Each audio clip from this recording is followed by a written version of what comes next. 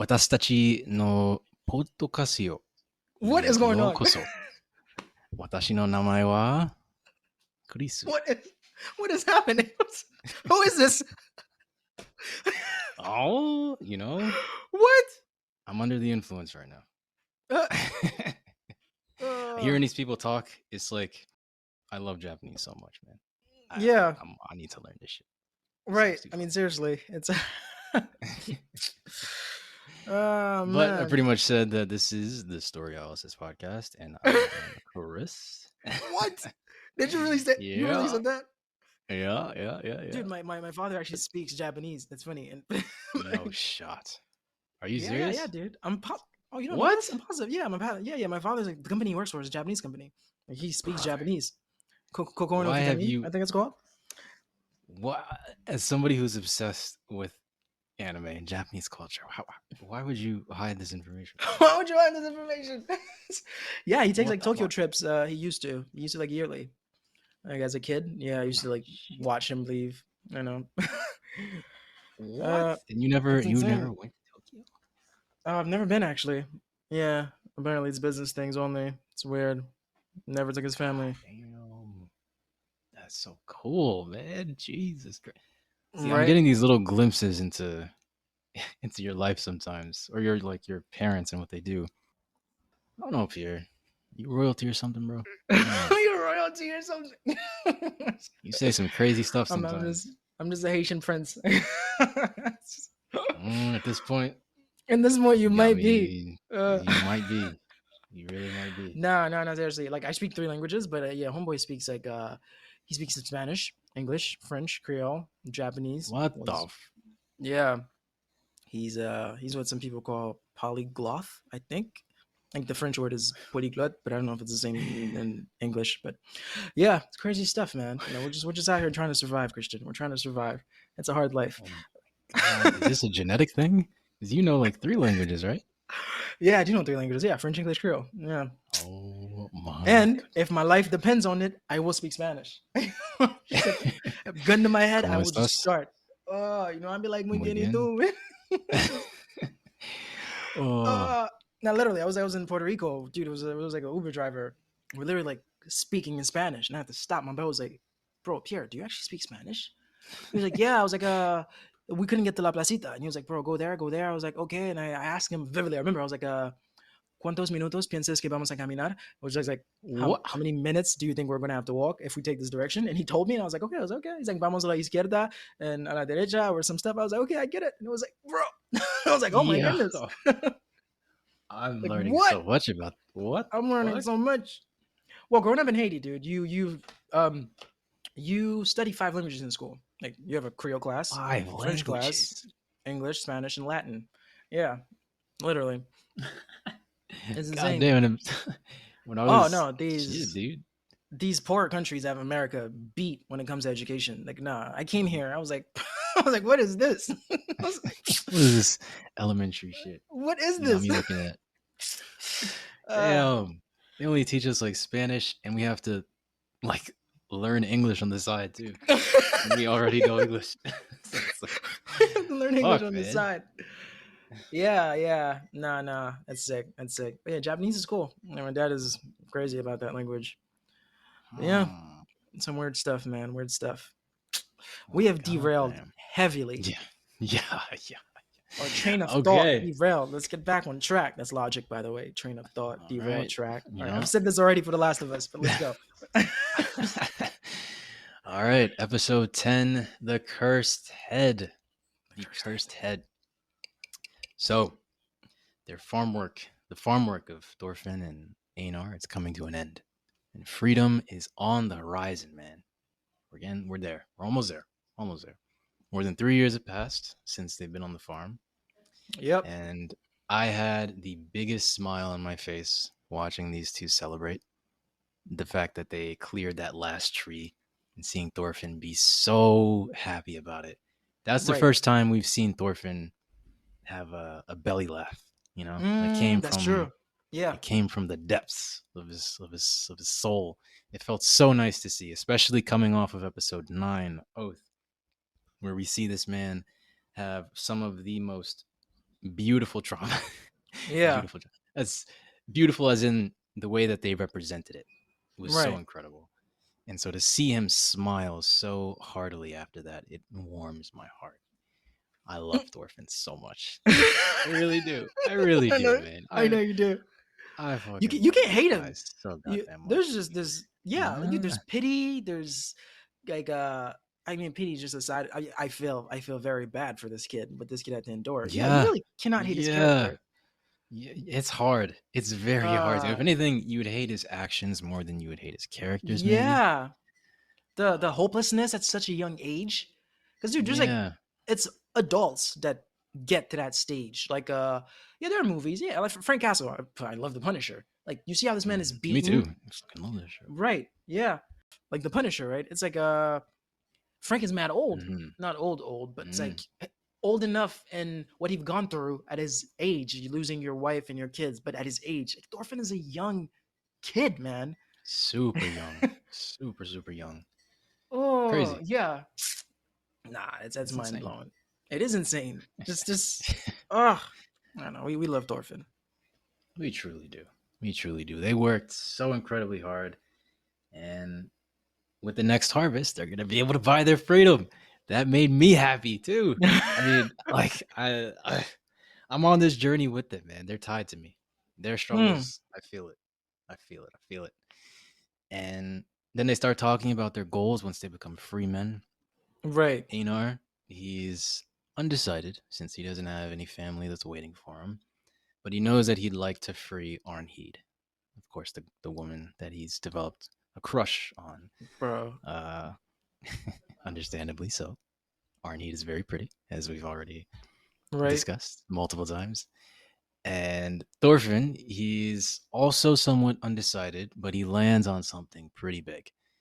He's unsure how he's going to do this, but he knows he wants to try to rid the world of war and slavery. Now, I'm going to touch on this when we talk about the quote that's coming up. But if you have any initial thoughts that you want to say to this, feel free. But I'm going to say a lot about this once we talk about the quote. Dude. Uh, Dude. YouTube shorts. Well, mm, shorts can only be a minute. Just, yes, this is gonna be longer than a minute for me. this is gonna be longer than a minute.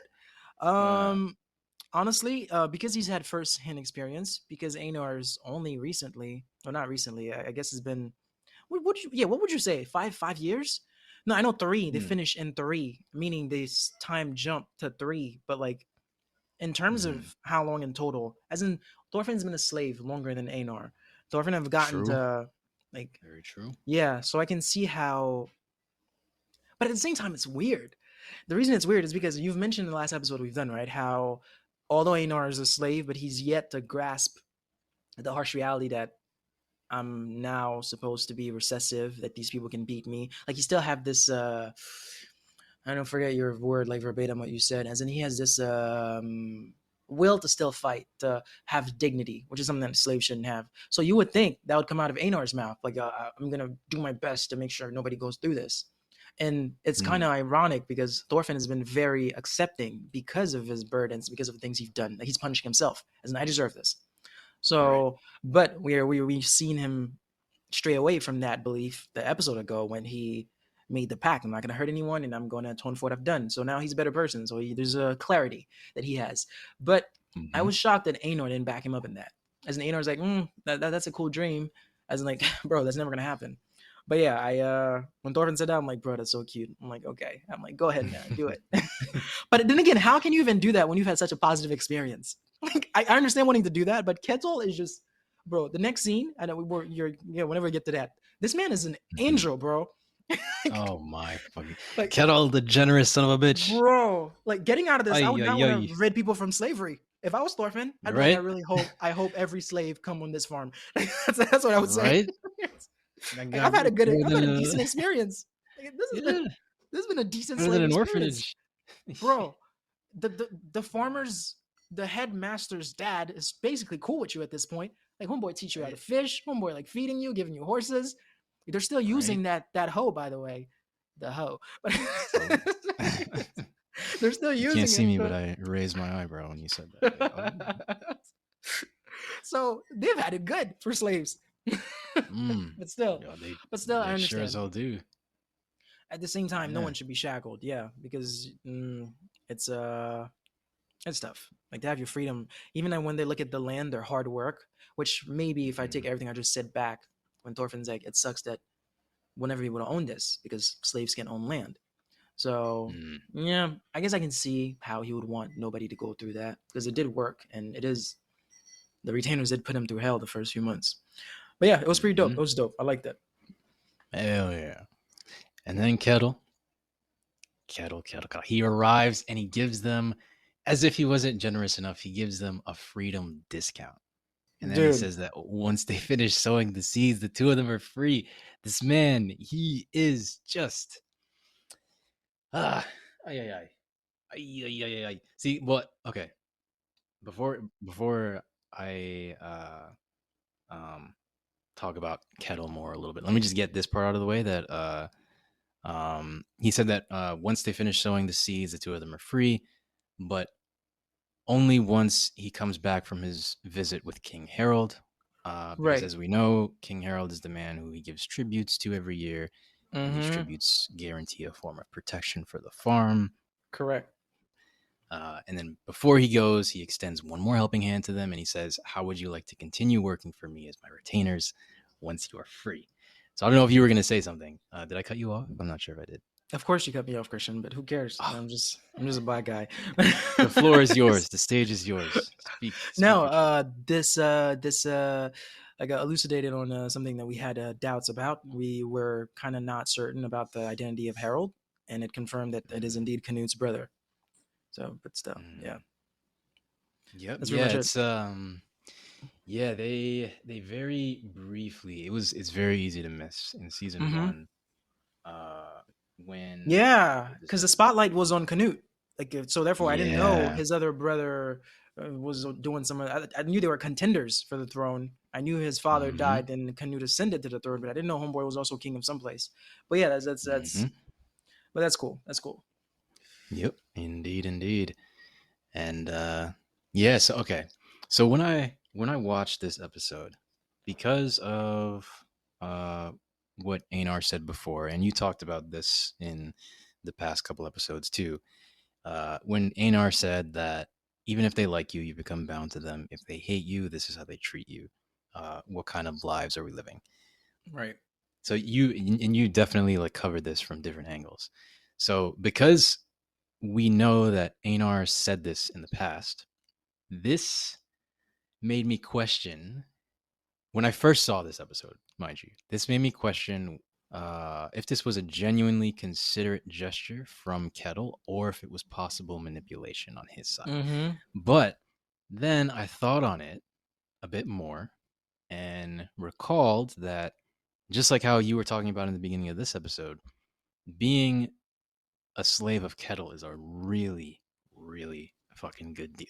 Bro, So, like I want to be a like, slave of ghetto. yeah, yeah. And in this world, in the world of Vinland Saga, being a newly free man is akin to being a beggar. So, as a beggar, you would have no roof over your head, you would have no food to eat, and you would have no means of making money, which could be a circumstance that's far worse than the slave life that they have right now. Right.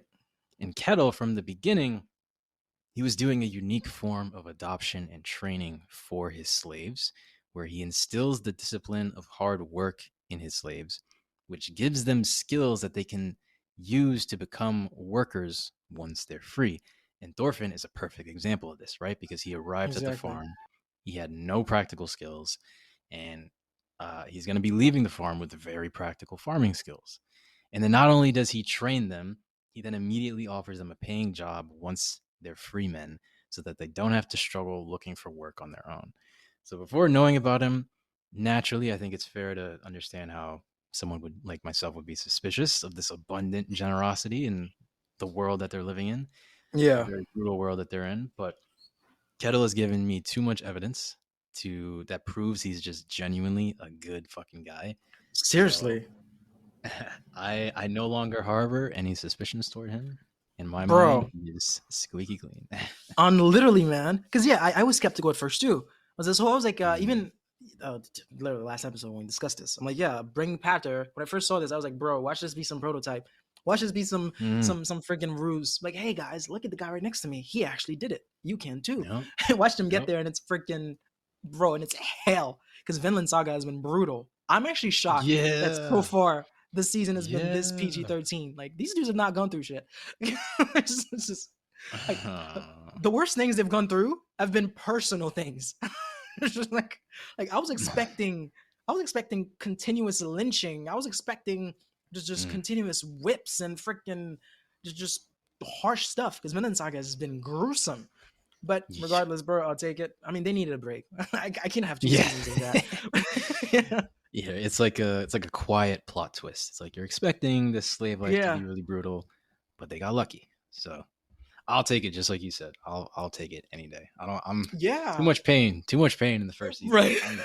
I'm good for a little bit of a breather. Bro, like how much can nah, come on. How much can someone take, man? Nah. I know this is anime, but this would be a turn off. I'd stop watching it.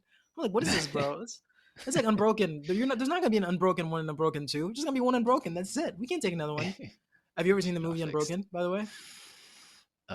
What is it about? Ooh, Christian, this American soldier that Unbroken. ran. He used to be a distance runner, Italian descent, that get trapped in Whoa, Japan. wait.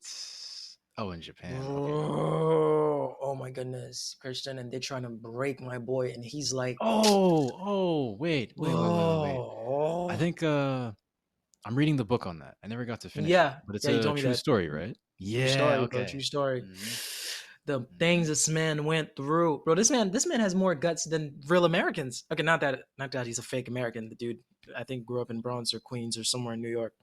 But as in, like, he's Italian. But the length that he goes to have a pride for this country, which I guess is now his because he's lived there his whole life, he speaks the language, that real Americans didn't. At one point, they're trying to freaking test his loyalty to his country. They're like, you know what? Although you're not freaking cooperating, he's not being stubborn, but he just can't be broken. You're not kneeling. You're not being submissive. Let's try a different approach. Let's send you to somewhere in Japan where you can live freely, you can have fun, you can be with a bunch of chicks every night. All you have to do is talk crap about America. And he's like, fuck that. I'd rather go back in the freaking concentration camp that you put me in. And while he's there, you see real Americans that take that deal. Real Americans are like, oh yeah, I'll get on the radio and talk trash about my country.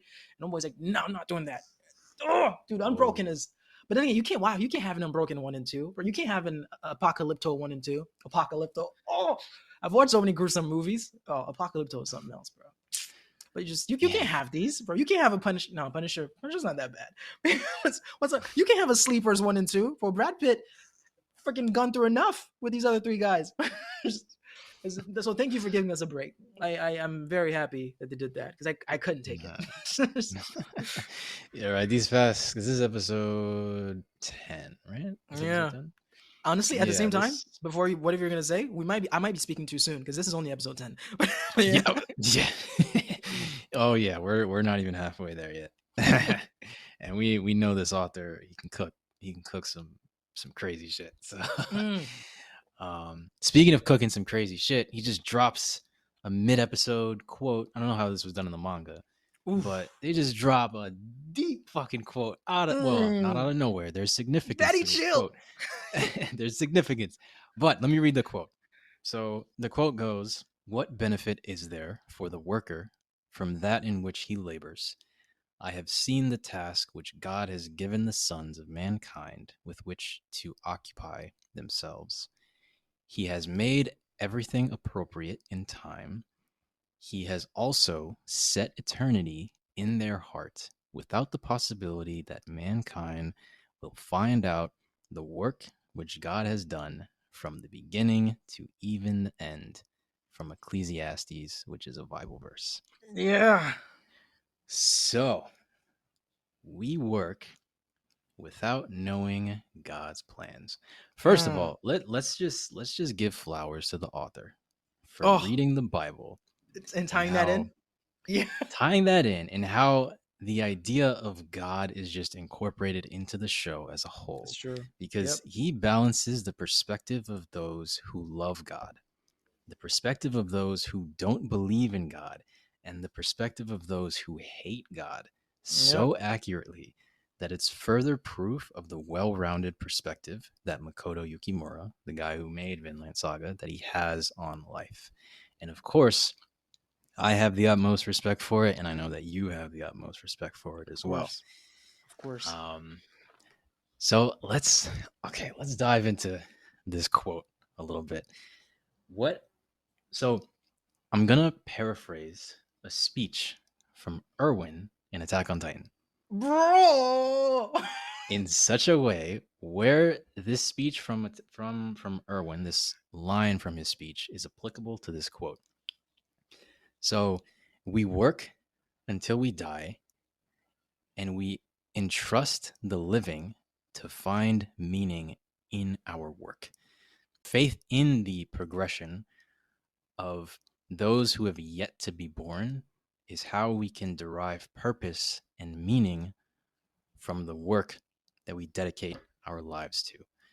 I think this summarizes the quote very nicely because it's the embodiment of faith.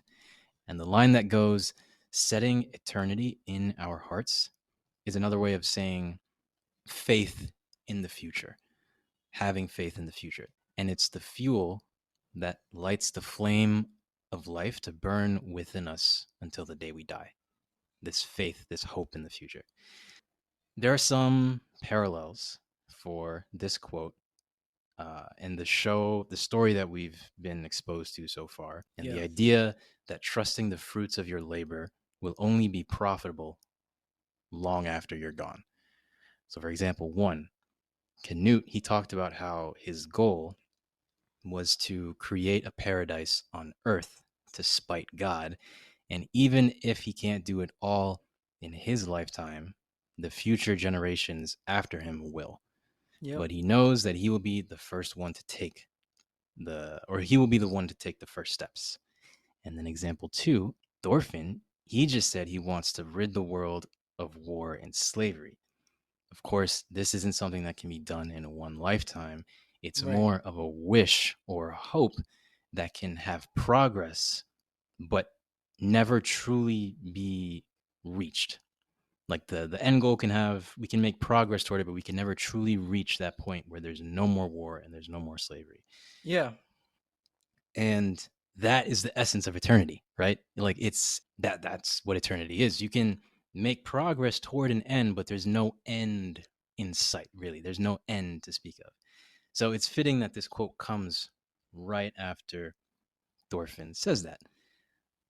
So to me, the quote represents the philosophy with which Thorfinn and Canute's lofty goals must sit upon. Like they absolutely have to be resting upon that philosophy and that understanding because there's no other way to make progress towards them without this understanding. That's my interpretation of this quote. Do you have anything different from that you took away Dude. from the quote? Honestly, bro, hella different, but I completely understand your Mm, perspective. Of course, this is what great writing does. Well, this is a biblical verse. That's why there's so many mm, religions, because the Bible's depicted in freaking just what is it? And what's another verb? And translated into a whole different kind of variations, which is why people take it different ways. But yeah, like when I read mm, this, from how I took it, from my perspective, it shows that God is still the one in control. As in human beings like that are working, the work has been laid out by God for them. And even the second half of the verse is like even until the end, they'll never even know that God played a part in said work. That it's like, hey, like I did this, like this podcast example, like oh, we're doing this, we thought of this, but actually this has been laid out by God for us. This, but Canute and Thorfinn, from my point of view, again, they're going against this, saying, nah, forget that. Forget that something's laid out. Forget that there's a path that's already been put for me by some higher power. I am going to flip the script and do my own. Like Thorfinn, you know what? I'm going to rid this mm. world of war. But like you said, war is there. I don't think war was put there by God, but it's just like war is there. In religion, we cover that in The Last of Us, as caused a lot of war. Like just that's I get that. So I feel like Canute and Thorfinn want to be the writer instead of the one being written what to do. I can't find a one Oh word for that. shit! Yeah, They want to that's be a writer instead of being written. yes, Learn. yes. They want to write instead of being written. Exactly. That's I took that completely different because the quote says, what's the benefit in doing something in workers? It's like I've seen the task in which God is giving the sons of mankind with which to occupy themselves. As in, great, I'm going to give you a land. Now make sure it's fertile. Now make sure that you can grow your crops. Great, I'm going to give you some horse. Now make sure to use them to do this. I'm going to give you wealth. Make sure to do this with it. He's like, oh, this is all mine. I'm doing this, but and even the end of it, without the possibility that mankind will find out the work which God has done for them, the beginning, even to the end. It's like, oh yeah, I'm doing this, but nah, bro, it's not you. And they're like, nah, forget that, fam. Like, yeah, I give me the pen. Like, I'm doing this. Like, I'm forging my own path. So that's what I thought. Which, yeah, That is very different from how I took it. that is very different from Ah, how you took it. Which is what's good so about this show, you, man. yeah. So you were thinking about like fate and how, um, do you think it's accurate for me to say that you like fate Um, was kind of the well, I think sphere that you were thinking in? fate is a bit more random and being more specific and just specifically saying like God. But I guess some people can associate fate with like a higher. Now, yeah, some people can say it's just fate. Fate can be something that randomly was meant to happen. But I'm saying someone is literally narrating how it will happen, and these guys are saying, "No, I'm doing that differently." Like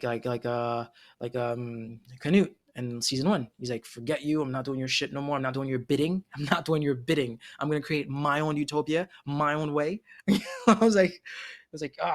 But crazy stuff. But yeah, that's how I took Mm. it. Because I mentioned, so when I think of fate, I'm gonna try to tie my perspective of fate to what you were just saying.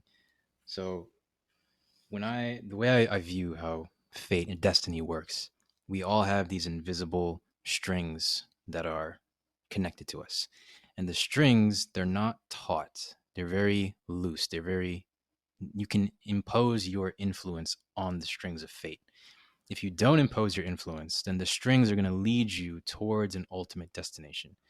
But if you decide to grab hold of those strings and then impose your will on it, then you can start to control where your life ends up going.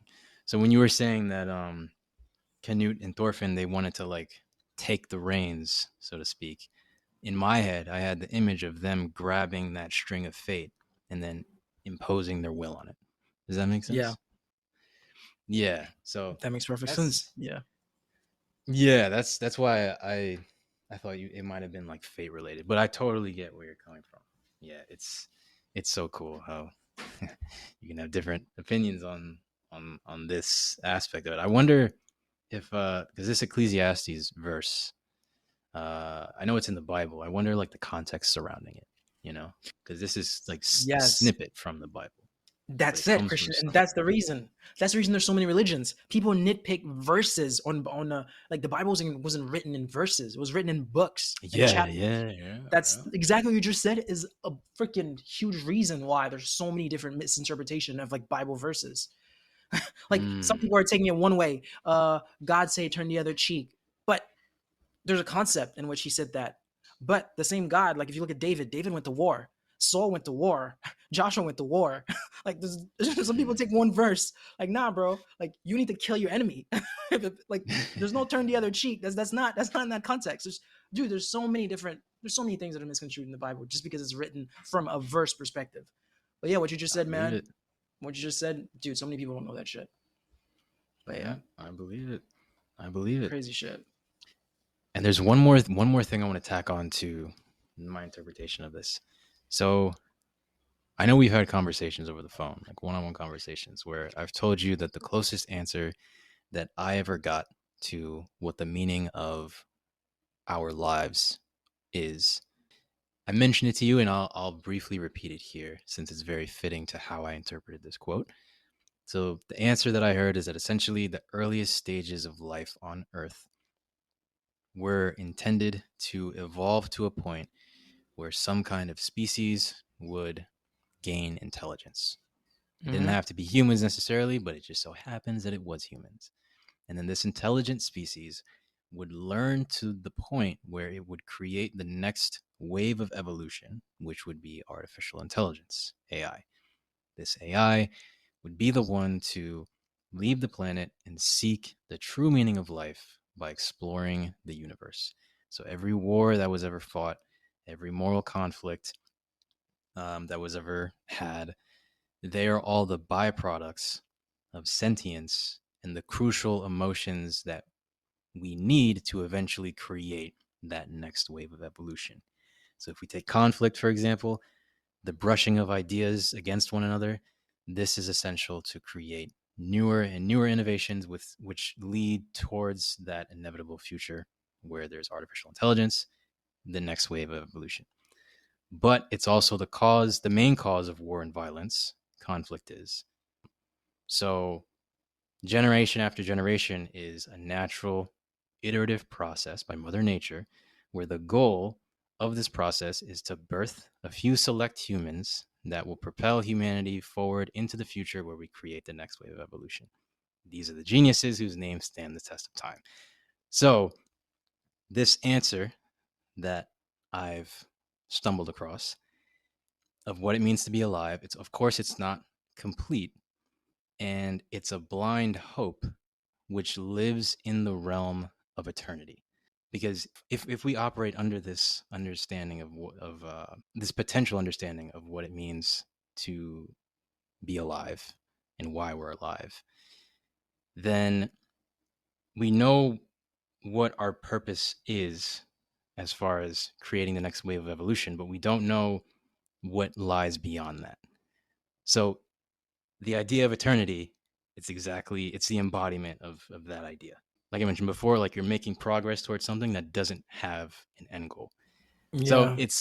it's exactly what the quote is talking about, which is why it's what I interpreted the quote to be talking about, which is why I thought of Hmm. this little answer that I stumbled across. Yeah, I'm just gonna take a little piece of what you just said. How the conflict is needed for the evolution. The different ideas like conflicting or combining or juxtaposing. I guess it's like it's Mm-hmm.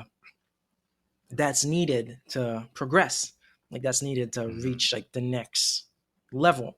So I thought of I was reading this thing. Nah, I don't read that. That's blasphemous. Someone told me this thing that they read. This is a friend of mine, a colleague, Denisha. I work with her. We work together. But yeah, she said astronauts tried. She read this thing where astronauts tried planting a tree in space, and it couldn't work. Like it couldn't. It when it grew, it was crooked or something like that.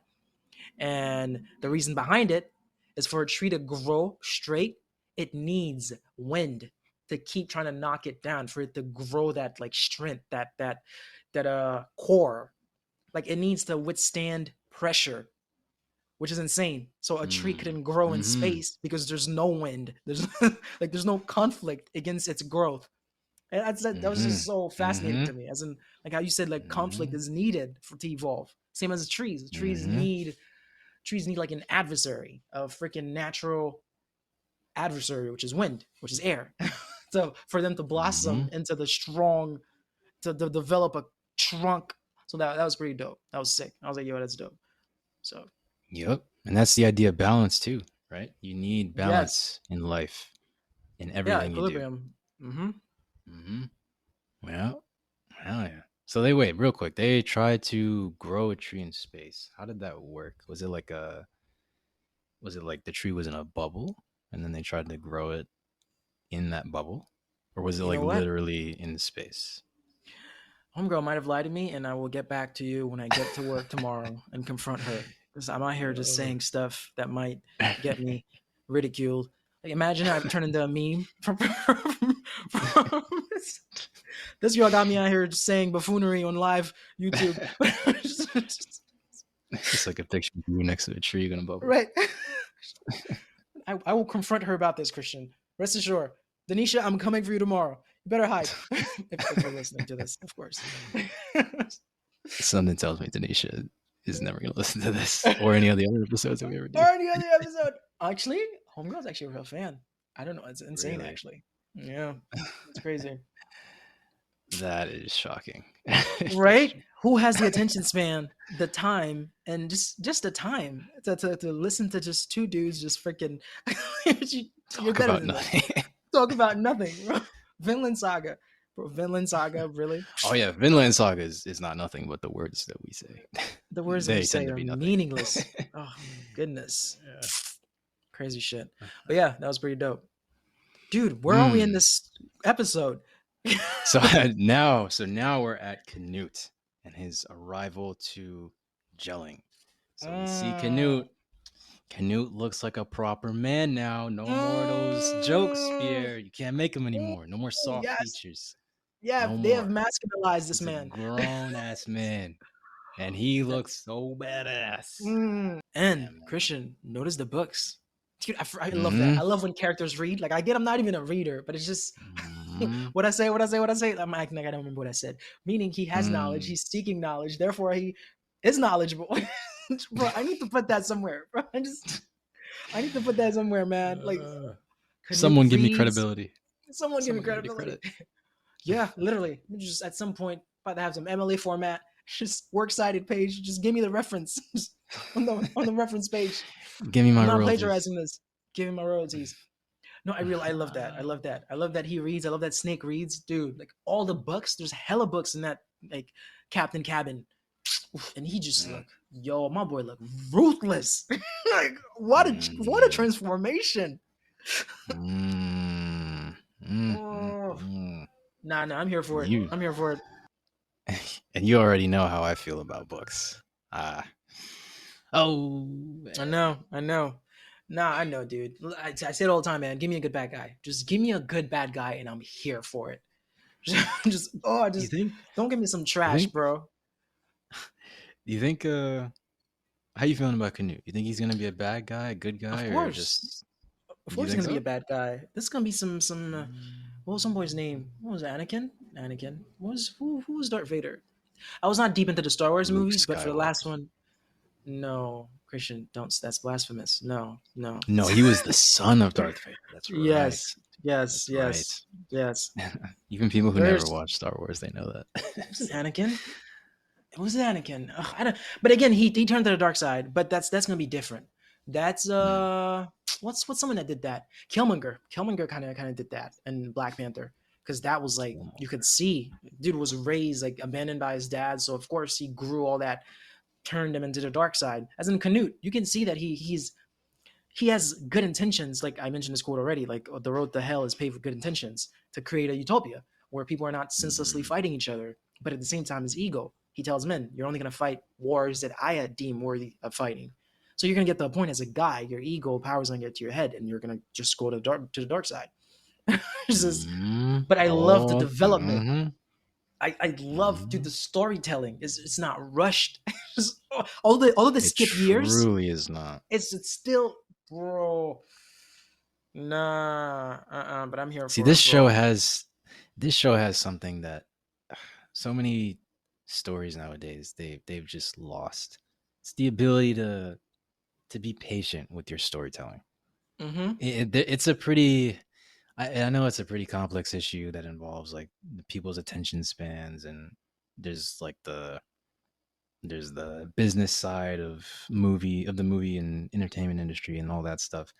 But still, it's like it feels very rare nowadays to see a story like Vinland Saga, where the first like 8 episodes they weren't necessarily like heart pounding excitement happening every single episode or every couple of episodes, but they're so crucial to setting up these episodes that are coming up that will be extremely heart pounding and really Right, impactful, like episode 9. You'll never bro. get an episode 9 in a series that just doesn't take its time. You never will. Bro. Yeah, it wouldn't make sense. It just It wouldn't make wouldn't. sense. Yeah, dude. It it really like wouldn't make sense if it would have been rushed and be like, bro, Nope. there's no development. Like, how do we just get to this climax? Like, Mm-hmm. there's a show that I've done it, Christian. I've seen it done. Money Heist. Money Heist starts hot. Like it was just Mm-hmm. like literally like the first scene. You see this girl and her boyfriend shooting people, and then boyfriend dies. Girl trying to get back home, and then like mom is with the feds waiting for girl to come back, and the professor stop and say, "Hey, get in this car. It's an ambush." Like that's literally Mm. the first. What's another? There's no. They've done that. They've done that, Christian. They've done that. I've watched They several did? movies like Yeah. that. Yeah. It just starts You've hype. You've also Yeah, seen Attack on Titan. Now that bro. okay, Attack on is Titan. a fucking outlier of a show.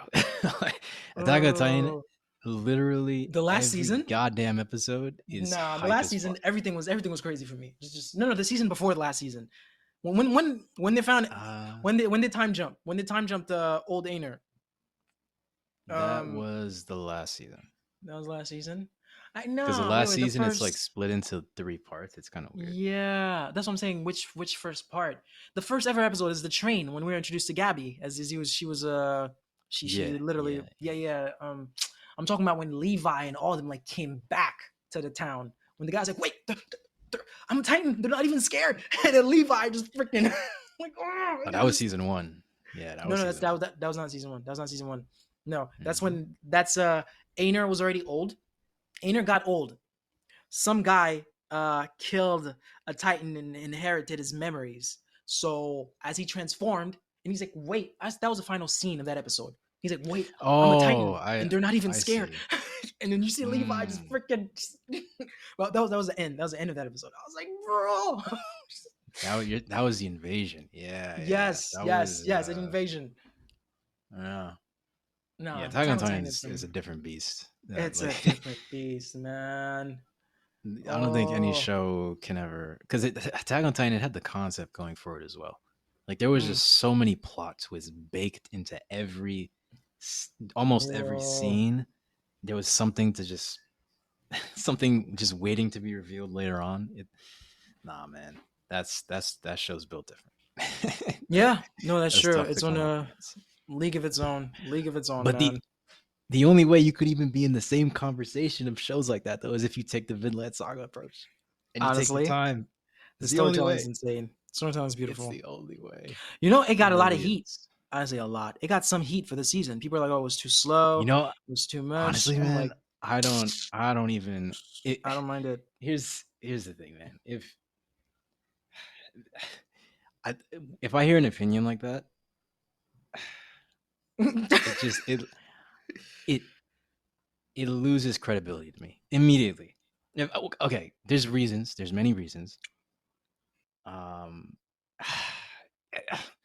I don't want to derail too much, but that is just not for a show like this. I don't want to hear opinions like that for a show like this because it's just you gotta have. It's a story where you have to have faith in the author in order to um, not be annoyed by the slow pacing.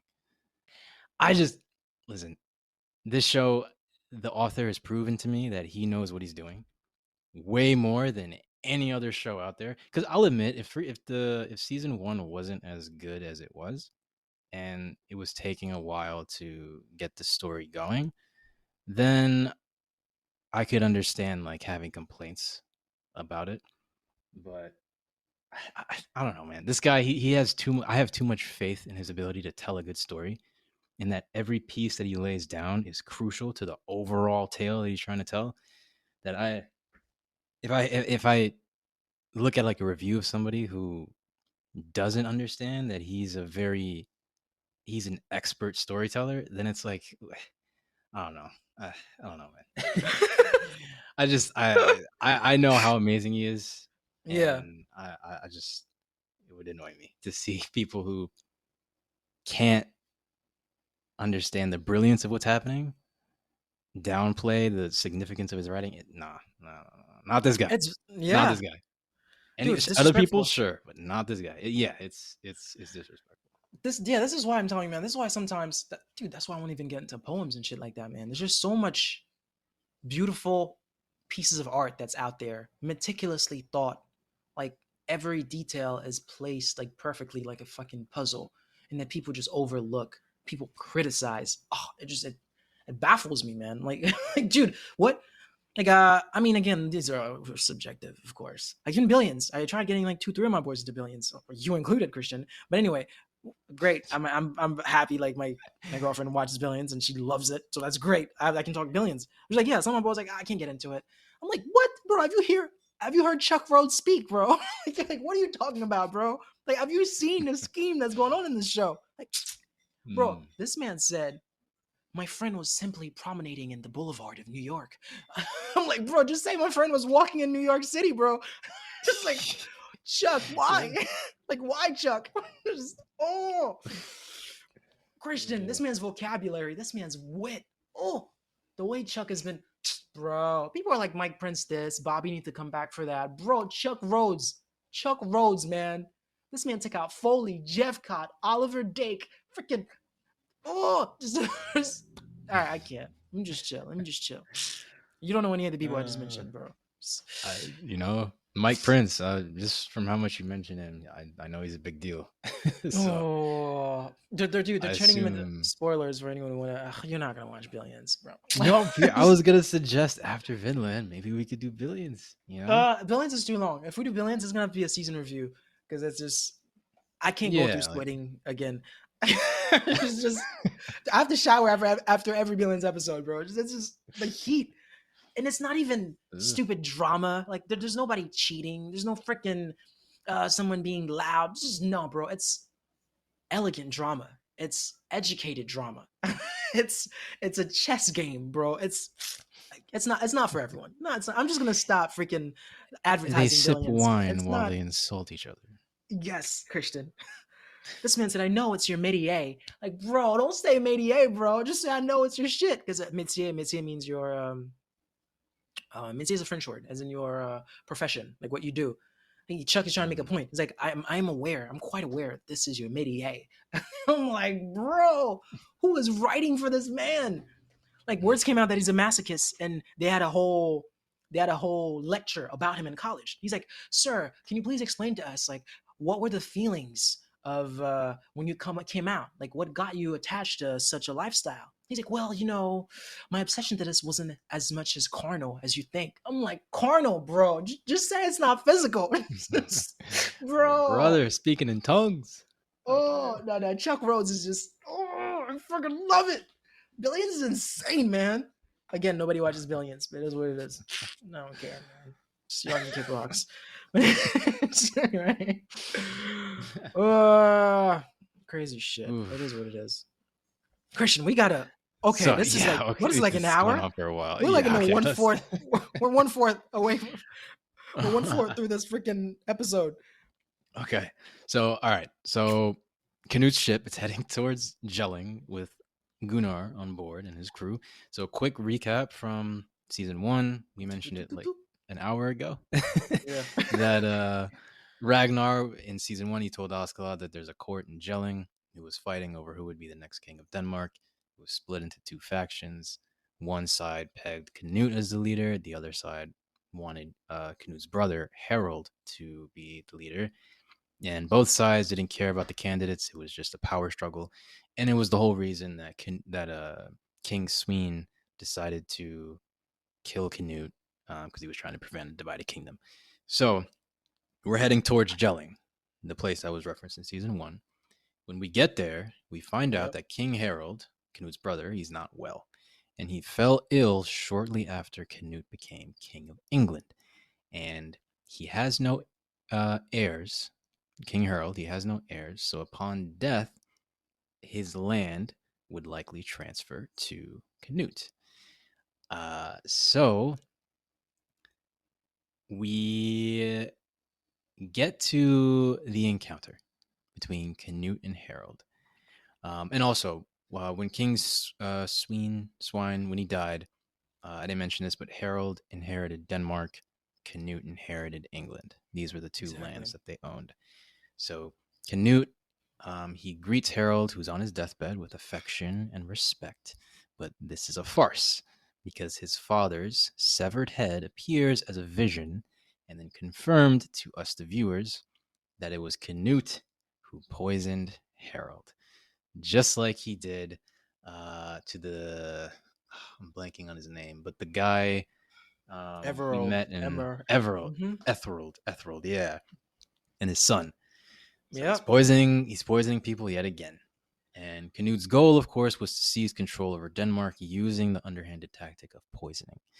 So his father's head, it vocalizes questions on Canute's character, And these are questions that Canute has yet to fully confront himself.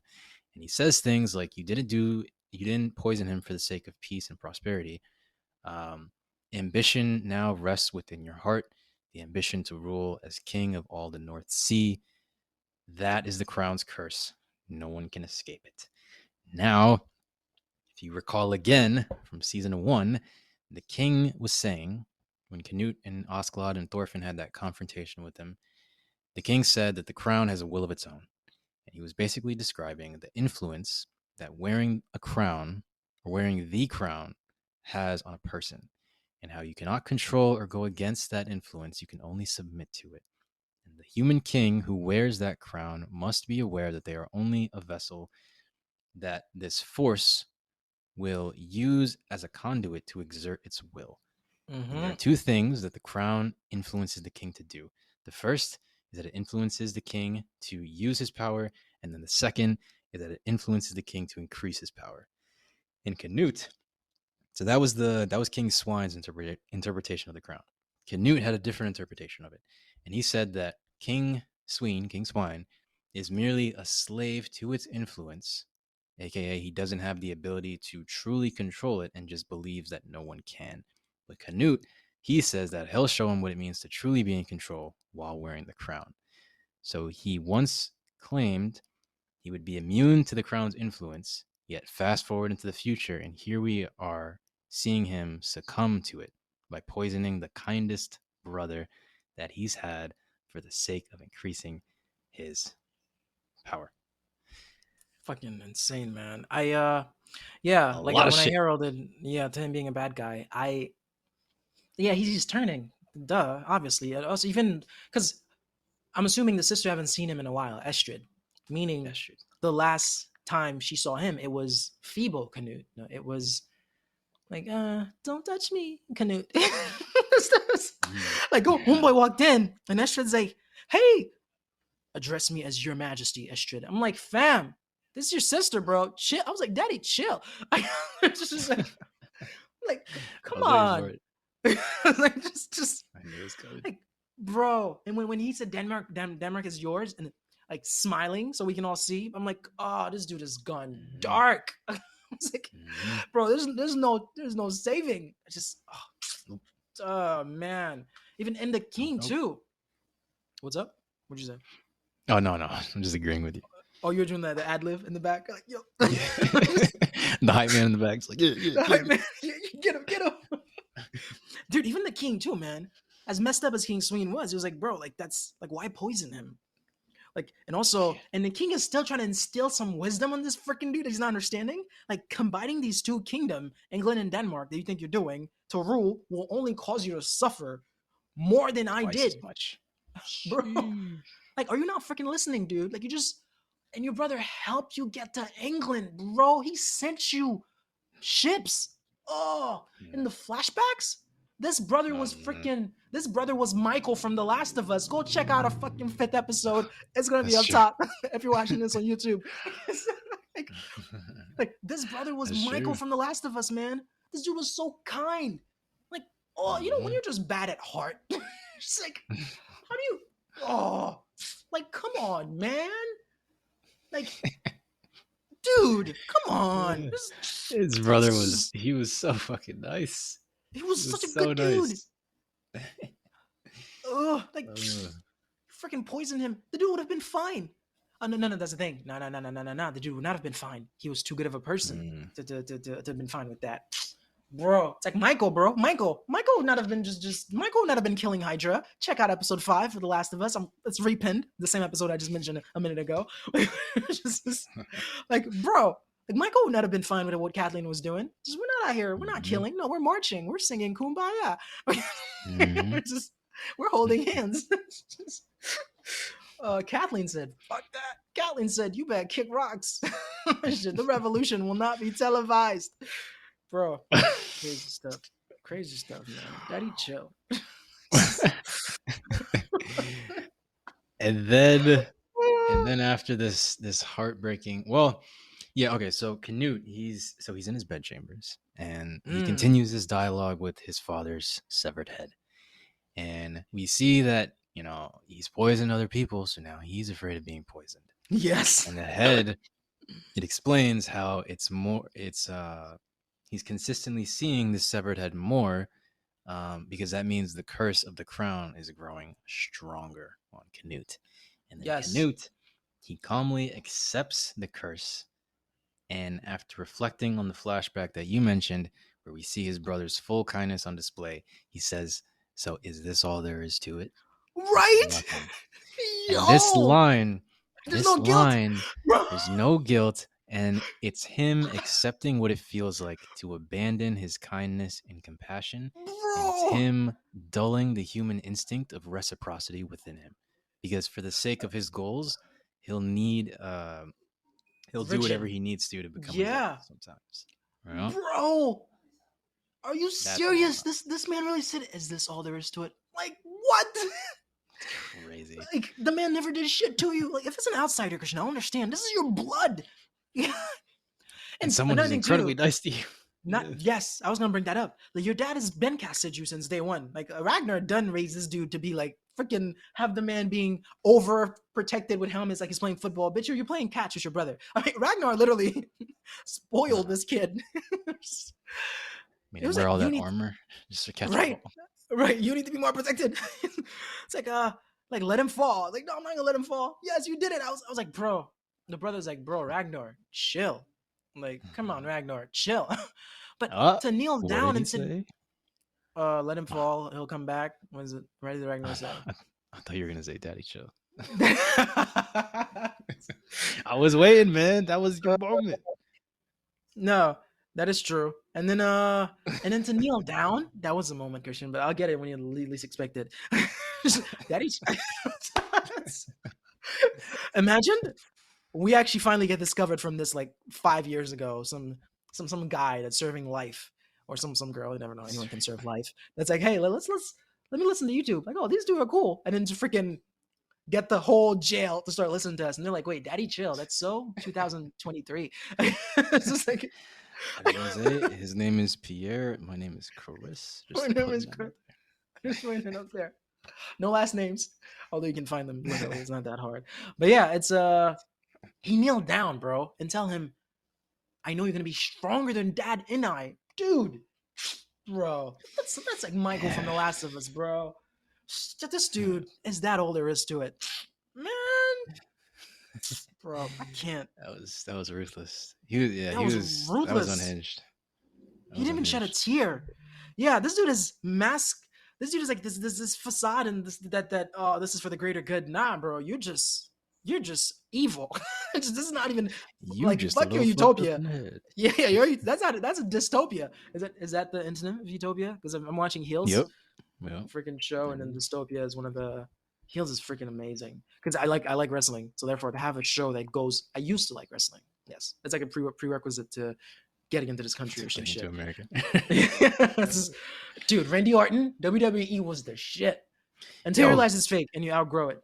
What's it? Well, you know what I saw the other day? Like, I knew wrestling was fake, but apparently, like, in order to, because there's like these wrestling episodes where there's actually blood coming off of their faces. And I saw a video of a guy, it was during the wrestling match. He was like thrown under the table where the referees sit while something else was happening in the ring. And you saw this guy just under the table take a needle and like fucking jab it in his forehead. And so that when he gets up from under the table, you see blood coming from his face. And then I saw a picture of a Japanese wrestler who his head was just swollen with these like what I would assume is needle stabbing marks because he caused himself to bleed so much, and he had all these scars over his body. And I was like, wow, like I know wrestling is fake, but some of the pain that goes on, some of it is real. They're amazing athletes. No, there's like wrestlers are so underrated. Like to being able to like lift twice your bro. I've seen John Cena lift a Big Show, bro. That's bro. Daddy, chill. Nah. Yeah. Heels. Oh, Heels is a good show. They go into it, like the narrative, because wrestling is written. It's a story that's being told. There's a heel. There's a good guy. It's just it's beautiful to see the behind the scene, like to get into the core of it. Nah, this show does it well for wrestling fans or people that used to watch wrestling. Heels is it, bro. And once again, the Green Arrow plays it, and his wife, bro. The same as Felicity Smoke and Arrow, bro. Like for some reason, this man, it's in his contract. Whoever my female attraction thing like will be in the show that I'm in, she needs to be bad, but not overly bad, bro. She needs to be subtly bad.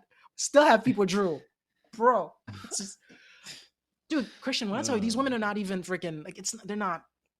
I think she has like one sex scene with him. They're not even like wearing lingerie. She's just attractive. It's just like Felicity Smoke, bro. It's just, bro. His wife in heels, just like PG-13 attraction, but like overly. I was like, why? It's like and so bordering sweet, on PG-14. bro. They're always so sweet. They're always so kind. Like Felicity Smoke was so kind. His wife in heels is so kind, but bro, I don't know. It's in his contract. It's in his contract. But yeah, heels is sick. Heels is sick. Yeah, crazy shit. Wow, Yeah, this was long. That was long, but we've reached the end, man. This is the end of episode 10. So, dude, if we curtail, curtail, if we take out all of the non-Vinland Saga related shit that we discussed in this episode, this would be like 15 10 minutes. Oh man, like if anyone's listening to this on the podcast, there's no timestamps, bro. I think we can add them. I saw something. Really? I saw something on Buzzsprout. Yeah. Oh shit. Yeah, I'll look more into it. I think they can be added. Yeah, because you got to be like, imagine your stereo's broken. You have to finish it. It's like, damn. Shit. I don't wish that on my worst enemies. But all right. Oh wait, I think you muted your mic. If you were gonna say your final thoughts. Yeah, final thoughts. Yeah. No, this was great. And if you just haven't. I have no thoughts. I left it all on the field, Christian. I left it all on the canvas. On the canvas. All right. Well, that was episode 10. To those of you who made it this far, thank you for listening. And hopefully you'll join us on the next one. See ya. Bye.